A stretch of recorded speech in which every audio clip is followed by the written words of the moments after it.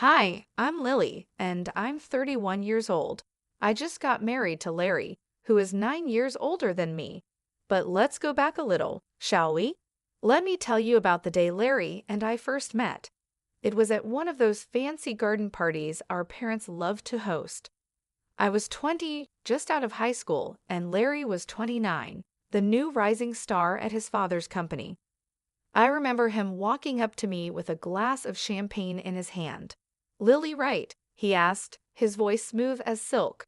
"I've heard a lot about you." I blushed, unsure of what to say. "And you're Larry. I've heard a lot about you too," I replied. He laughed, a sound that made my heart skip a beat. "Hopefully all good things," he said. We spent the rest of the evening talking, laughing, and, to my surprise, connecting in a way I hadn't expected. That night, our parents saw us together and started thinking about us getting married. It took a few more years, but eventually their plan worked out. Before we got married, we signed a prenuptial agreement. It was straightforward. If one of us cheated, the other could end the marriage and walk away with $7 million. I had no intention of cheating, so I signed it without a second thought. I remember the day we signed that agreement. My dad, a man of few words, but with a big heart, looked at me with concern. "Are you sure you're okay with this, Lily?" he asked, his voice steady but with a hint of worry. "Dad, it's fine," I reassured him, giving him a quick hug. "I trust Larry and he trusts me. This is just a formality." Larry was there too, and he was the one who insisted on signing the paper. "I don't want you to feel pressured, Lily," he said, his voice sounding a bit tense. "If you're not comfortable with this, we can talk about it more." But I just shook my head and smiled at him. "Larry, I'm fine with it," I said. "I trust you," I said. He seemed relieved and gave me a warm smile. "And I trust you, Lily," he replied. That was the beginning of our journey together. We got married in a grand ceremony that everyone talked about. I was excited about starting this new chapter in my life, completely unaware of the storm that was on the horizon. After the wedding, we moved into a beautiful house just outside the city. It felt like a dream come true living with Larry and waking up next to him every morning. He was sweet, caring, and for a while, everything seemed perfect. Our honeymoon was like something out of a fairy tale. We spent 3 weeks at a gorgeous beach resort, soaking up the sun and enjoying each other's company. But when we returned home, things began to change. Larry became a different person, distant, always lost in thought. He started coming home late from work and would go straight to bed without even saying goodnight. We began sleeping in separate rooms, eating at different times, and barely talking to each other. One day, I decided to confront him. "Larry," I said, trying to keep my voice steady, "what's going on? You've been acting strange ever since we got back from our honeymoon." He looked at me, his eyes no longer filled with the warmth they once had. "I've just been busy with work, Lily," he replied, avoiding eye contact. "But we hardly talk anymore," I continued. "We're living like strangers in our own home." He sighed, running his fingers through his hair. "I know, Lily. I'm sorry. I'll try to make more time for us." But nothing changed. In fact, things got worse. Larry started coming home even later, sometimes not until the early morning. He stopped eating with me, and we barely saw each other. I began to have doubts. Was he seeing someone else? The thought made me feel sick, but I couldn't ignore the signs. I decided to confront him again. "Larry," I said one night when he came home late, "are you seeing someone else?" He looked shocked by my question. "What? No, Lily, I would never do that to you." "Then why are you always out? You never spend time with me," I said, tears filling my eyes. "I told you it's just work," he said firmly. "I'm not cheating on you, Lily." But I couldn't shake the feeling that something was wrong. Larry was not the same man I had married. He was distant, cold, and seemed to be hiding something. I didn't know what to do. I loved Larry, but I couldn't keep living like this. I decided to start investigating. If Larry wasn't going to tell me what was happening, I needed to find out for myself. I began by checking his phone when he was in the shower.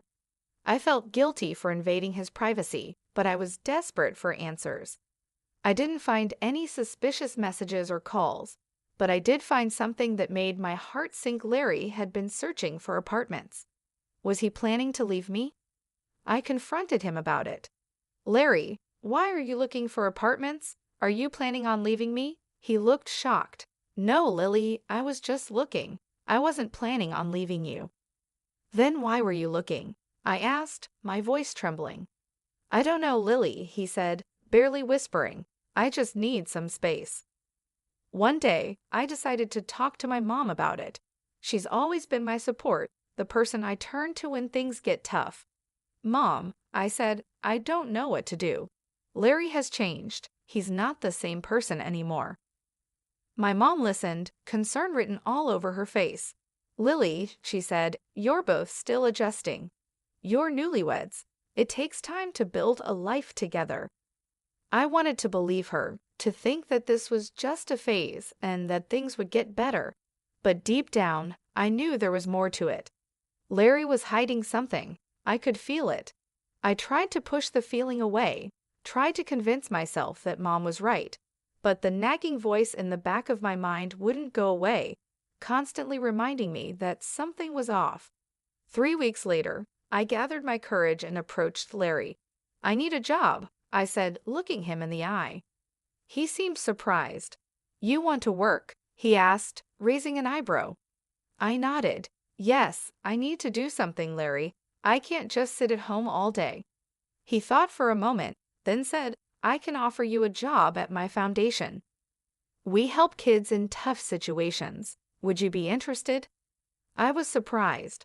Larry's foundation was well known for its work with children, and I had always admired what they did. Yes, I said without hesitation. I'd love to. Working at the foundation was a breath of fresh air. I was busy, and I was doing something meaningful. I met kids who were strong and resilient, kids who had gone through more hardships than any child should. It was heartbreaking, but also inspiring. The job kept me busy and helped me take my mind off the problems at home.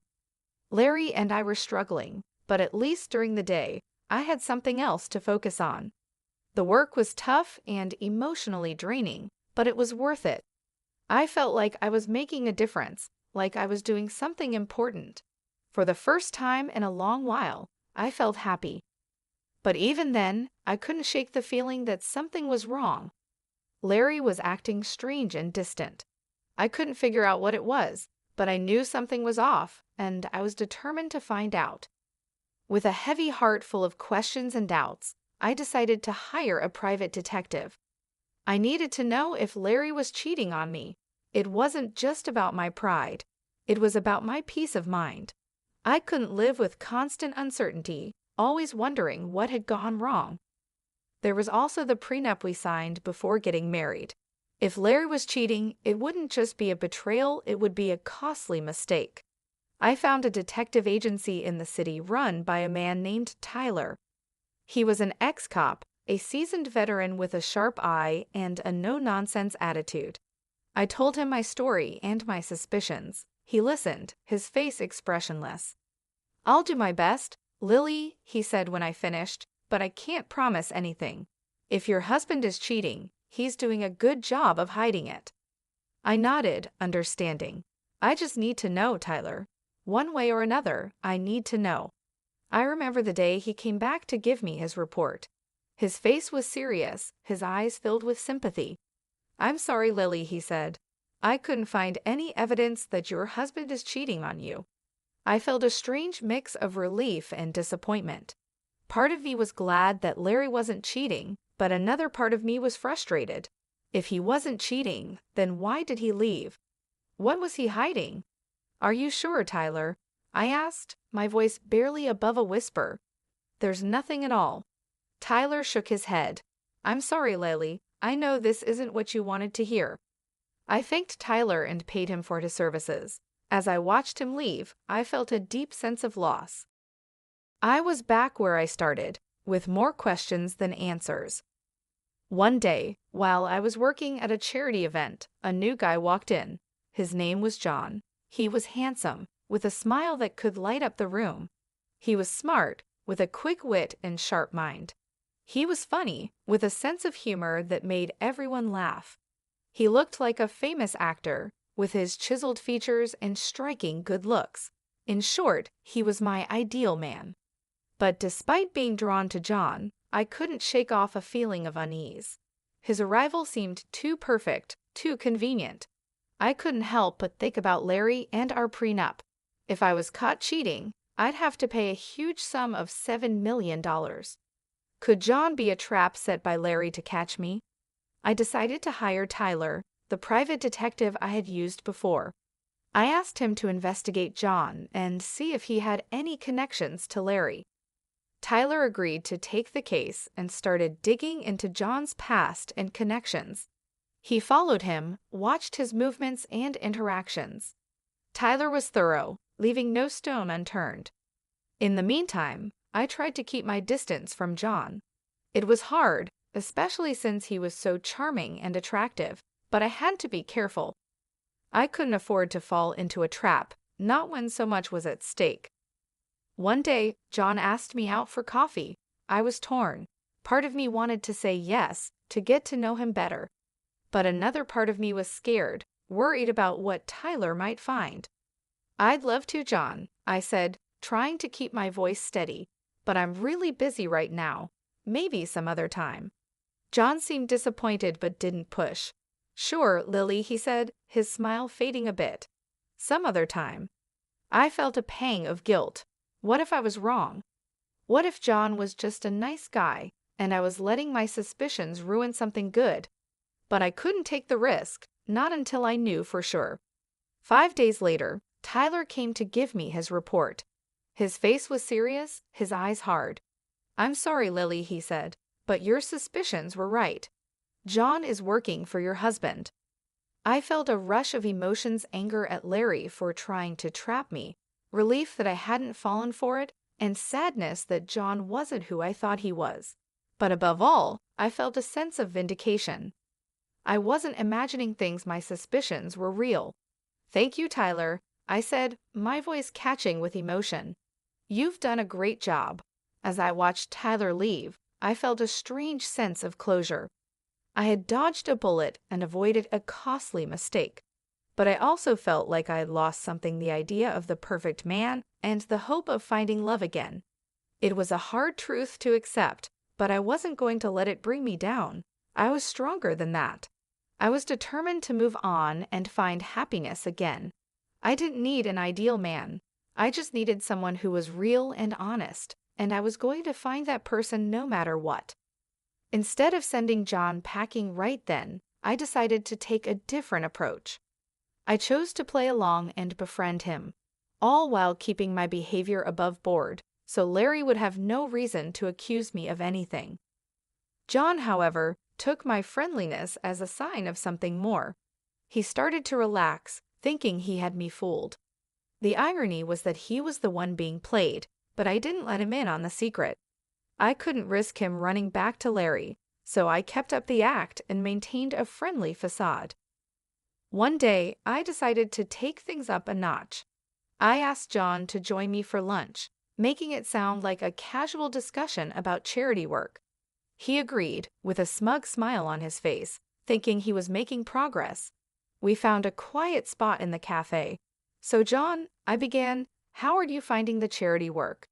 He shrugged, a confident look in his eyes. "It's good, different but good." "And Larry?" I asked, trying to keep my voice steady. "What do you think of him?" John looked surprised. "Larry? He's okay, I guess. Why?" I shrugged, trying to appear casual. "Just curious. He's a bit of a mystery, isn't he?" John laughed, clearly relieved. "Yeah, he can be hard to figure out." We continued chatting about work and life, and I made sure to keep my tone neutral, not giving him any reason to be suspicious. In the days that followed, I continued to play along, keeping up the friendly act but never crossing the line. I was always on guard, always careful. It was a risky game, but one I was willing to play for now. One day during one of our lunch meetings, John looked at me with a serious expression. "You know, I've been thinking," John said. I raised an eyebrow, feeling a chill run down my spine. "About what?" I asked. He shrugged, looking uncomfortable. "About us, about this thing between us." My heart skipped a beat. This was the moment I had been dreading. I forced a smile. "And what is it that we have, John?" He looked at me with a hopeful expression. "I think we have something special." I felt a pang of guilt. John was falling into my trap, just as I had planned, but it didn't feel right. It didn't feel good. Still, I had to keep up the act, had to keep playing the game. So I smiled at John, a fake smile plastered on my face. "Yes, John," I said, my voice barely a whisper, "we do have something special." And just like that, the trap was set. The game was on, but at what cost? The Cold War at home with Larry was as icy as ever. We'd occasionally run into each other, exchange chilly greetings, and then retreat to our separate corners. Most nights, he stayed at his apartment, claiming it was more convenient for his work. One Friday afternoon, I called John. I laced my voice with warmth as fake as his documents, inviting him over to my place. He probably thought I was finally ready to give in to his advances. Poor guy, he couldn't have been more wrong. When John stepped into my home, he was greeted not by a seductive housewife, but by my old classmate, now a stern-faced police officer. The surprise on John's face was worth every bit of it. The officer checked John's papers, and as expected, they were as fake as a $5 bill. Now it was my turn to make a move. I offered John a choice. He could either stick with Larry and face the consequences of his fake documents, or he could switch sides and work for me. John's eyes darted between me and the officer, and after a moment of silence, he nodded. He agreed to my deal. Checkmate, Larry. With that, the real game began. I had Larry's pawn now playing on my side, but I knew this was just the beginning. Larry was a crafty man. He wouldn't go down without a fight. In the days that followed, I kept a close watch on John. Despite his agreement, I knew I couldn't fully trust him. He was a wild card, a potential threat, but for the time being, he was a useful one. One day, I called John to my office. "We need to talk," I said, my tone serious. He looked at me, a hint of unease in his eyes. "About what?" "About Larry," I replied. "I need to know everything, his plans, his strategies, everything." John hesitated, then nodded. "Okay, I'll tell you everything." I knew I had my insider, and my counterattack was ready. But this was just the beginning. The real battle was still ahead. Larry wouldn't go down without a fight, and I had to be prepared. This wasn't just a game anymore. It was war, and in war, there are no rules, only survival. Days turned into weeks, and I was getting anxious. I wanted to confront Larry, to show him I wasn't the pushover he thought I was. Tyler, who I turned to again, gave me some advice. "Push Larry," he suggested. "Make him think you've fallen into his trap." It was a gamble, but I was ready to play the game. So John and I staged a photo shoot. We posed in ways that could be seen as compromising, like proof of an affair, but we were careful. We kept the original photos, where everything was as innocent as a Friday school picnic. Once the photos were ready, I handed them to John.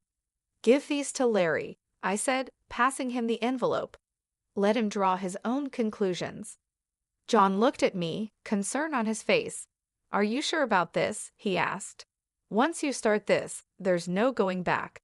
"I know," I replied, my voice firm, "and I'm ready." The very next day, Larry was all smiles at dinner. He thought he'd caught me, that he had the upper hand, but he didn't say a word about it.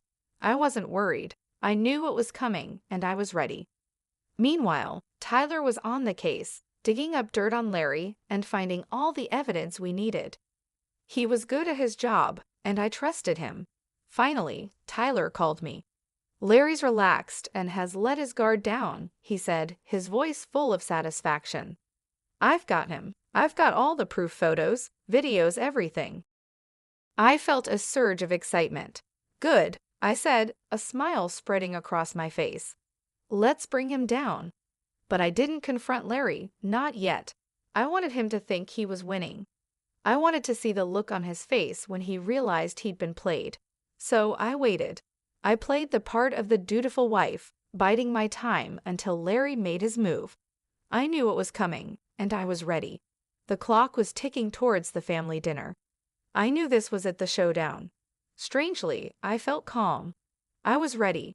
The dinner was at Larry's parents' luxury mansion, a huge estate that screamed old money. Larry was there, of course, playing the role of the perfect son and husband. But I knew the truth, and soon everyone else would too. We were halfway through the main course when Larry cleared his throat and stood up, a smug smile on his face. I have something to say, he announced, looking straight at me. He pulled out a set of photos of me with John and tossed them on the table like he was holding a winning hand. Proof, he said, his voice full of triumph, of my wife's infidelity. The room went silent. I could feel everyone's eyes on me, but I didn't flinch. I was ready for this. I calmly stood up and met Larry's gaze. Yes, I said, my voice steady. I know this man, but he's not my lover. He's an actor hired by you, Larry, to frame me. I pulled out my phone and pressed play. The room filled with John's voice, confessing everything. Larry's smile faded, and his eyes widened in shock, but I wasn't done. I pulled out my own set of photos and videos evidence of Larry's affairs. I tossed them on the table. What about these, Larry? I asked, my voice cold. Can you explain them? Larry stammered, trying to deny it, but the evidence was undeniable. His parents' faces turned to stone. My parents, who had been quiet until now, finally spoke up. You ungrateful brat, my father roared at Larry. We trusted you with our daughter, and this is how you repay us. Larry's mother was in tears. How could you, Larry? She sobbed. How could you do this to us, to her? The aftermath was swift. We divorced. Larry's parents, furious at their son's deceit, fired him from their company. His reputation was in ruins. As for me, I walked away with $7 million in compensation. Now, Larry is jobless, scrambling to piece his life back together, while I'm free. I'm enjoying the peace and quiet, the freedom from him. I won. I took on Larry and won. I outsmarted him and played his own game better than he did. And it feels good.